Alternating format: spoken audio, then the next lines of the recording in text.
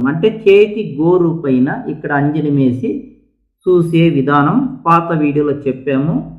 ఇప్పుడు ఆ అంజనం ఎలా తయారు చేయాలని మనం చూసుకుందాం. ఫస్ట్ మనము తామర పువ్వుని బాగా ఎండబెట్టి పొడి చేసుకోవాలన్నమాట, అంటే పౌడర్ తర చేసుకోవాలన్నమాట. ఆ ఊడగ తైలాన్ని తామర పువ్వ పౌడర్ని రెండు కలపాల. దానికి పచ్చకర్పూరము, గోరోజనము, కస్తూరికాయ, చూడండి ఇది కస్తూరికాయ. దీంట్లోపల ఈ కస్తూరికాయ లోపల ఒక పౌడర్ వస్తుంది, ఆ పౌడర్ని తీసుకోవాలన్నమాట. పచ్చకర్పూరము, పాతాళ మధు, కుంకుమ, ఈ అన్ని వస్తువుల్ని తీసుకొని బాగా నూరితే ఇలా అంజనం తయారైతుంది అనమాట. ఈ అంజనము గోరు పైన వేసే అంజనం. అంటే ఇప్పుడు నేను చెప్పా కదా,